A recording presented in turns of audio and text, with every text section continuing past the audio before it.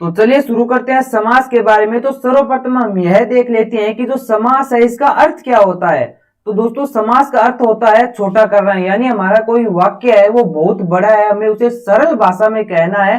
तो इसका यही अर्थ है कि हम उस वाक्य को एक सरल रूप में कहें, उसे छोटा कर कर कहें, यानी समास का साफ साफ भाषा में कहें तो यही अर्थ है कि किसी भी वाक्य को छोटा कर कर बताना वो क्या कहलाता है, समास कहलाता है। अगर बात करें समास की परिभाषा के बारे में तो आपको पता है एग्जाम के अंदर ये भी पूछ सकते हैं कि समास किसे कहते हैं, तो ये भी हमारे लिए जानना जरूरी है कि किसे कहते हैं। तो चलिए जो समास की जो परिभाषा है वो हम देख लेते हैं।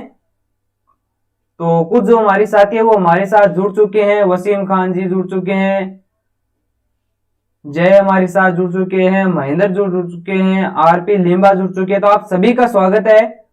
तो चलिए देखते हैं समास की जो परिभाषा है वो क्या होती है। तो समास की परिभाषा है वो है कि दो या दो से अधिक शब्दों के मेल से जो हमारा वाक्य बनता है उसे क्या कहते हैं, समास कहते हैं। या दो से दो जो अधिक है उनके जो कोई वाक्य शब्द है उनके मेल को क्या कहते हैं, आप समास कहते हैं।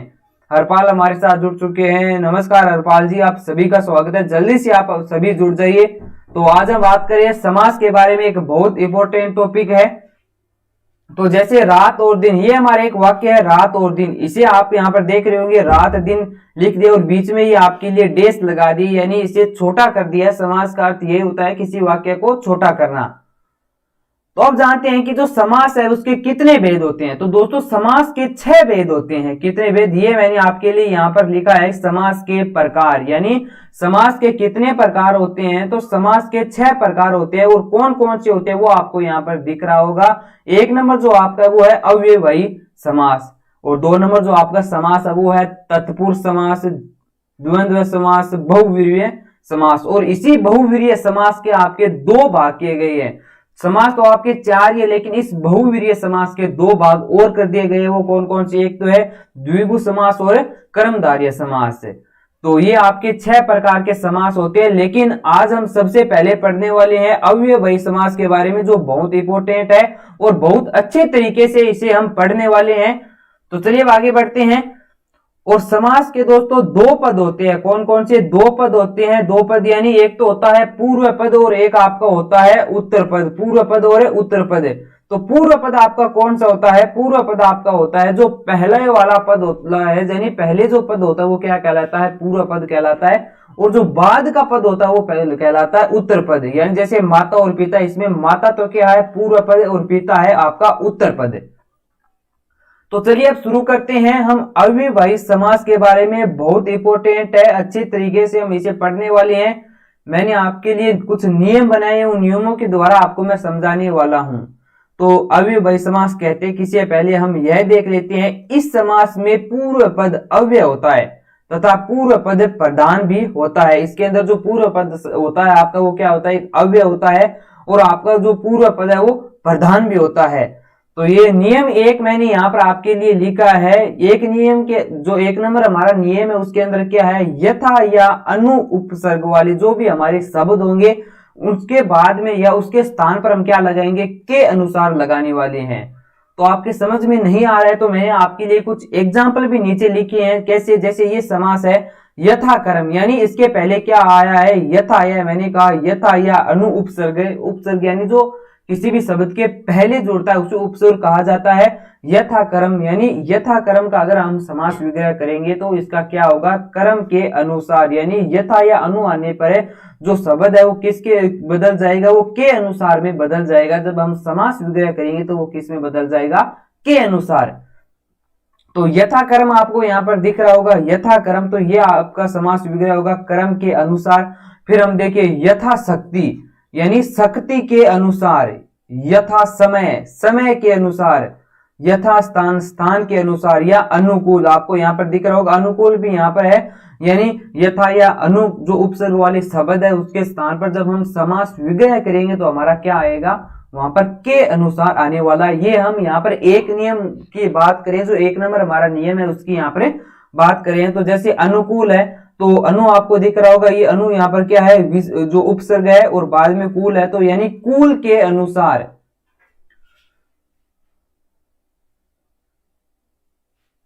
तो यहाँ पर बाबूलाल डूडी हमारे साथ जुड़ चुके हैं। राम राम जी बाबूलाल डूडी जी, आपका स्वागत है हमारे इस लाइव क्लास में। हंसराज दारा, आप सभी का स्वागत है हमारी इस लाइव क्लास में। तो ये तो हमारा हो गया 1 नंबर नियम। अब बढ़ती हैं जो हमारा 2 नंबर नियम है वो क्या है। 2 नंबर हमारा जो नियम है बहुत इंपॉर्टेंट नियम है दोस्तों, बहुत अच्छे तरीके से हमें समास को क्लियर करना है।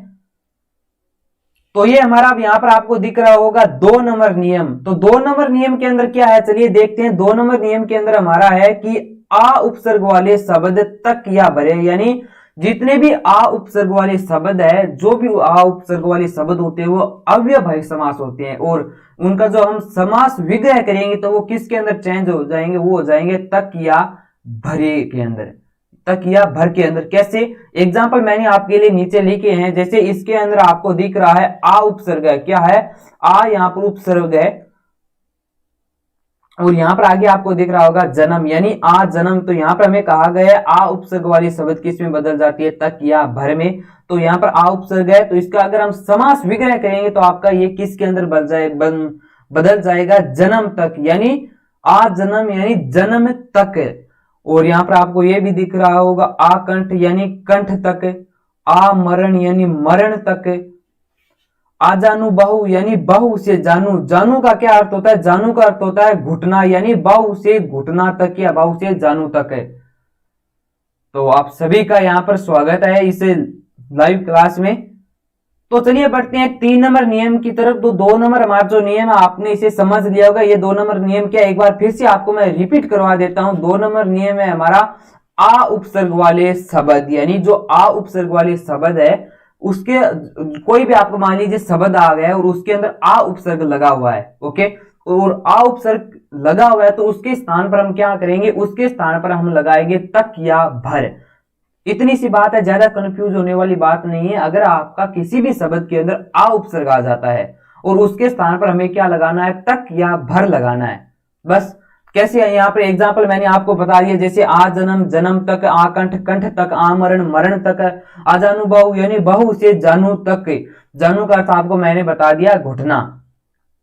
तो ये हमारा हो गया 2 नंबर नियम। अब दोस्तों बढ़ते हैं जो हमारा 3 नंबर नियम है वो क्या है।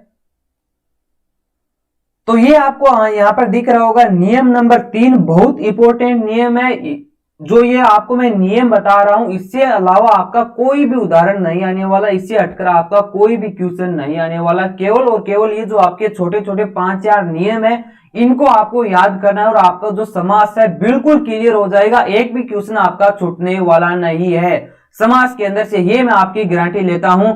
तो देखिए 3 नंबर जो हमारा नियम है वो है प्रति उपसर्ग, यानी कुछ ऐसे भी शब्द होते हैं जिनके आगे प्रति उपसर्ग लगा होता है। तो उसका हमें क्या करना है दोस्तों, उसका हमें क्या करना है, यहां पर मैंने आपके लिए लिखा है मुख्य शब्द के आगे हर लगा दो। या तो आपको जो आपका मुख्य शब्द है उसके आगे क्या लगाना है, हर लगा देना है, या फिर आपको मुख्य शब्द को 2 बार लिख देना है। ये 2 ही काम करना है। अगर आपको कोई जो प्रति उपसर्ग है उससे जुड़ा हुआ कोई वाक्य मिल जाए तो आपको 2 ही काम करने हैं, और वो क्या है, आपका अव्ययभावी समास होने वाला है। या तो आप उसको 2 बार लिख दो या उसके पहले हर लगा दो। कैसे, ये एग्जांपल आपको दिख रहा होगा। जैसे प्रतिदिन, तो इसके आगे क्या जुड़ा है, ये प्रति आपका उपसर्ग जुड़ा हुआ है, प्रति उपसर्ग आपका जुड़ा हुआ है, और आगे क्या है, दिन, यानी दिन दिन। या तो आप इसको 2 बार लिख दो दिन दिन, या फिर आपको इसे हर लगाकर, आप इसके आगे हर लगाकर भी इसे लिख सकते हैं हर दिन। तो इस प्रकार से आप जितने भी प्रति उपसर्ग वाले शब्द है उन सबको आप इस प्रकार से कर सकते हो और आपका बिल्कुल राइट होने वाला है। जैसे यहाँ पर प्रति क्षण, तो यहाँ पर प्रति उपसर्ग आपको दिख रहा है लगा हुआ है, और या तो आप इसे क्षण क्षण लिख सकते हैं, यानी मुख्य जो शब्द है क्या, यहाँ पर मुख्य शब्द आपका क्षण है, या तो आप मुख्य शब्द को क्षण क्षण 2 बार लिख सकते हैं, या फिर आप इसके आगे हर भी लगा सकते हैं, यानी हर क्षण। तो इस प्रकार से आपके जितने भी प्रति उपसर्ग वाले वाक्य है वो आप बिल्कुल आसानी से हल कर सकते हैं। तो ये आपका 3 नंबर नियम है, यानी प्रति उपसर्ग वाले जितने भी शब्द है या तो आप जो आपका शब्द है उसे 2 बार लिख दो, ओके, या फिर उसके आगे क्या लगाना है, आपको हर लगाना है, और बाद में आपका जो मुख्य शब्द है वो आपको लगा देना है। तो इतना सही है। तो अब चलिए आगे बढ़ते हैं। जो अगला अपना नियम है 4 नंबर नियम जो हमारा है, तो हंसराज दारा कह रहे हैं I am Lalchand Dara. Sir आप कहां से हो? तो हम अभी चूरू जिले के अंदर सरदार शहर तहसील के अंदर एक गांव है जिसका नाम है गाजूसर, वहां से आपके साथ अभी लाइव जुड़े हुए हैं। तो चलिए हम देखते हैं 4 नंबर नियम के बारे में। अपना जो 4 नंबर नियम है वो क्या है? 4 नंबर नियम बहुत इंपॉर्टेंट नियम है दोस्तों, बहुत अच्छे तरीके से आपको देखना है। 4 नंबर नियम क्या है? नी, तो थोड़ा मैं यहां पर आपके लिए पेन चेंज कर लेता हूं। क्या है 4 नंबर नियम? वो है आपका नी, निर, बे उपसर्ग वाले शब्द आपके जो शब्द है वो किस में चेंज हो जाएंगे? वो हो जाएंगे बिना। यानी यहां पर इसका कहने का स्पष्ट जो है वो यही है कि कोई भी जो आपका शब्द है जो नी से शुरू हो रहा है, निर से शुरू हो रहा है या बे से शुरू हो रहा है, वो आपका किसके अंदर चेंज हो जाएगा? वो हो जाएगा बिना। यानी शब्द के प्रारंभ में आपको लगाना है बिना। यहां पर मैंने ब्रैकेट में आपके लिए लिखा है शब्द के प्रारंभ में आपको क्या लगाना है? बिना आपको शब्द के प्रारंभ में लगाना है। तो कैसे आपको यहां पर मैंने कुछ आपके लिए जो एग्जांपल है वो भी लिया, यानी नी, निर, बे वाली उपसर्ग है वो आपके क्या है? वो बिना में चेंज हो जाएगी। यहां पर आपको दिख रहा होगा ये समास है, जैसे नी धड़क। क्या है? नी धड़क।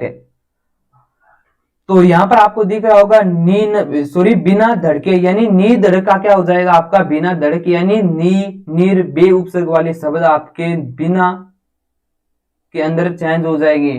तो बाबूलाल डूडी सर मैं भी सरदार शहर से हूं डालमान।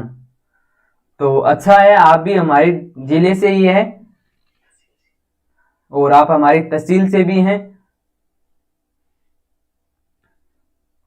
तो यहां पर 4 नंबर जो हमारा नियम है वो क्या है कि नी, निर या बे उपसर्ग वाले हमारे जो शब्द है वो किसके अंदर चेंज हो जाते हैं? वो यहां पर थोड़ा गलत हो गया है, मैं सही कर लेता हूं।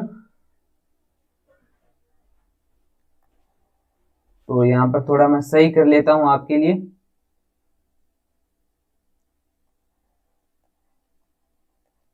बिना में आपका ये चेंज हो जाएगा, यानी नी, निर, बे उपसर्ग वाले आपके शब्द है किसके अंदर चेंज हो जाएंगे? ये हो जाएंगे आपके बिना के अंदर। जैसे यहाँ पर कुछ आपके लिए एग्जांपल है, नी धड़क। तो ये जो आपको दिख रहा है हमसे पहले ही कहा गया है कि नी जितने भी वाक्य के अंदर होगा वो किसके अंदर हो जाएगा? बिना के अंदर। जैसे नी धड़क, ये किसके अंदर चेंज होगा? आपका बिना धड़के। आनंद, हाय, आपका स्वागत है आनंद हमारी इस लाइव क्लास में। तो आज हम बात कर रहे हैं समास के बारे में, बहुत इंपॉर्टेंट टॉपिक है समास। तो आगे हमारी एक एग्जांपल है वो क्या है? निडर, बिना डरे। निकम्मा, बिना काम के या काम न करने वाला। या निर्भय, बिना भय के या निर्विरोध, बिना विरोध के। जैसे हम कहते हैं ना कि वो तो चुनाव के अंदर निर्विरोध ही जीत गया, वो किसी भी विरोध के बिना जीत जाता है। यानी इसके अंदर क्या है? हमारा ये नी जो है उपसर्ग है वो लगा हुआ है, और नी या निर या बे जितने भी उपसर्ग वाले शब्द है वो हमेशा हमारे किसके अंदर चेंज हो जाएंगे? बिना के अंदर चेंज हो जाएंगे। और जैसे बेवजह है, यानी बिना वजह के, ये भी शब्द हम बहुत बार यूज लेते हैं। बेवजह है तो बिना वजह के। ये जो आपका बेवजह शब्द है ये कौन से समास का? ये है अव्ययभावी समास का। कौन से समास का? अव्ययभावी समास का आपका ये जो बेवजह है वो शब्द है। फिर हम बात करें अगर बेरहम, तो ये जो बेरहम है इसका हमारा समास विग्रह होने वाला है बिना रहम के। बहुत इंपॉर्टेंट है दोस्तों, अव्ययभावी समास बहुत इंपॉर्टेंट है। और अव्ययभावी के जितने भी रूल है वो आपको आज मैं बताने वाला हूं, बहुत अच्छे तरीके से हमें देखना है। तो चलिए बढ़ते हैं अगले रूल की तरफ। अगला हमारा रूल है रूल नंबर 5। वो क्या है? तो ये हमारा रूल है दोस्तों, सह उपसर्ग वाला जो भी हमारा शब्द होगा वो किसके अंदर चेंज होएगा? के साथ या सहित। यानी सह उपसर्ग का हमारा कोई वाक्य है, यहां पर आपको नीचे एग्जाम्पल भी दिख रहे होंगे, इसके भी हम चलिए बात कर लेते हैं। तो सह उपसर्ग वाला हमारा कोई वाक्य है, जैसे सशक्त, तो ये आपका क्या है? इसके अंदर सह उपसर्ग लगा हुआ है। ये आपको यहाँ पर दिख रहा होगा कि सह उपसर्ग यहाँ पर लगा हुआ है। तो सह उपसर्ग को हम किसके अंदर चेंज करेंगे? के साथ या सहित। ये तो हमें वाक्य के अनुसार देखना है कि कौन से वाक्य के साथ कौन सा सही मैच हो रहा है, के साथ या हो रहा है या सहित हो रहा है। तो यहाँ पर आपको दिख रहा है सशक्त, तो सशक्त है जो आप यहाँ पर क्या करेंगे? शक्ति के साथ, यानी शक्ति के साथ यहां पर आपको दिख रहा है। पहले क्या है? सह उपसर्ग है। अगर बात करें सह शर्त, तो आपको यहां पर दिख रहा है शर्त के साथ। सहपत्नीक। सहपत्नी का अगर हम समास विग्रह करेंगे तो वो आपका होने वाला है पत्नी के साथ, या फिर सहप्रसंग। सहप्रसंग का अगर हम समास विग्रह करें तो वो आपका होगा प्रसंग के साथ। यानी ये जो हमारे कहने का मतलब यही है कि किसी भी शब्द के आगे अगर हमें सह उपसर्ग लिखा हुआ मिले तो वो आपका समास होने वाला है अव्ययभावी समास है। तो बहुत इंपॉर्टेंट बातें मैं आपको बता रहा हूं समास के बारे में। आपको कोई भी परिभाषा रटने की जरूरत नहीं है, केवल और केवल ये दो 3-4 नियम है, इनके केवल छोटी छोटी बातें हैं कि सह उपसर्ग वाले जो हमेशा अव्ययभावी समास होते हैं, जिसके आगे सह उपसर्ग लगा होगा वो कौन सा समास होगा, वो होगा आपका अव्ययभावी समास। तो ये छोटी छोटी बातें आपको ध्यान में रखनी है। तो और अगर यहाँ पर बात करें सार्थक यानी अर्थ सहित, तो यहाँ पर दिख रहा होगा आपको अब की बार जो अर्थ सहित आया है, यानी इसके अंदर आपको भी कह सकते हैं कि ये सहित बिल्कुल मैच हो रहा है। फिर अगर बात करें सावधान, तो इसका अगर हम समास विग्रह करें तो वो क्या होगा, वो होगा अवधान के साथ। ये जो सावधान शब्द है बहुत बार हम प्रयोग में लेते हैं। अगर हमसे पूछ लिया जाए कि जो सावधान है वो कौन सा समास है, तो आपको बताना है वो कौन सा है, वो है अव्ययभावी समास है। तो बहुत इंपॉर्टेंट नियम है। तो चलिए बढ़ते हैं अगले नियम की तरफ। अगला हमारा नियम है पुनरावृत्ति वाले शब्द, यानी 6 नंबर जो हमारा नियम है दोस्तों वो क्या है कि पुनरावृत्ति वाले शब्द। कैसे? पुनरावृत्ति वाले जो शब्द है वो हमेशा किसके अंदर आते हैं, वो आते हैं आपके अव्ययभावी समास के अंदर। जैसे यहाँ पर कुछ एग्जाम्पल है, वो क्या है, रातों रात। तो ये आपको दिख रहा होगा, ये 2 बार यूज हो रहा है, यानी जो बार बार यूज हो, 2 बार यूज हो पुनरावृत्ति वाले शब्द, वो आपके हमेशा किसके अंदर आएंगे, वो आपके आने वाले है हमेशा अव्ययभावी समास के अंदर। तो यहाँ पर आपको कुछ एग्जाम्पल दिख रहे होंगे, जैसे रातों रात, तो इसका आपका हो जाएगा रात ही रात में। क्या होगा, समास विग्रह रात ही रात में। पुनरावृत्ति वाले जितने भी शब्द आपके हमेशा अव्ययभावी समास के अंदर ही आने वाले हैं। अगर आपको एग्जाम में पूछ लिया गया है जैसे कानो कान, तो ये आपका कौन सा होने वाला है, ये आपका अव्ययभावी समास होने वाला है। कहने का मतलब है जो 2 बार शब्द आते हैं पुनरावृत्ति वाले शब्द है वो हमेशा अव्ययभावी समास से होने वाले हैं। जैसे बातों ही बात में या बातों ही बात, तो ये भी आपका क्या होने वाला, अव्ययभावी समास बात ही बात में। या फिर कानो कान, यानी ये भी पुनरावृत्ति वाला शब्द है कानो कान, तो कान ही कान में। फिर हाथों हाथ, हाथ ही हाथ में। फिर बीचों बीच, यानी बीच ही बीच में। तो ये आपके जो पुनरावृत्ति वाले शब्द है वो हमेशा किसके अंदर आएंगे, वो हमेशा आपके अव्ययभावी समास के अंदर आने वाला है। बहुत इंपॉर्टेंट नियम है दोस्तों। तो चलिए बढ़ते हैं। अब अगला जो हमारा नियम है वो क्या है, वो है एक आपके लिए यहाँ पर मैंने नोट लिखवाया है, वो क्या है, कुछ ऐसे शब्द जो केवल अव्ययभावी समास में ही आते हैं। इंपॉर्टेंट बात है दोस्तों, ये हमारा इस अव्ययभावी समास का आखिरी नियम है, ये आखिरी आपके लिए नोट है। यानी ये कुछ ही शब्द है जो हमेशा आपके किसके अंदर आने वाले हैं, अव्ययभावी समास के अंदर आने वाले हैं। इसके अंदर आपका कोई नियम नहीं लागू होने वाला है। ये इतने शब्द आपको ध्यान में रखने हैं। अगर इनमें से आपका कोई भी शब्द आ जाए तो वो आपका क्या होगा, वो आपका होने वाला है अव्ययभावी समास। अव्ययभावी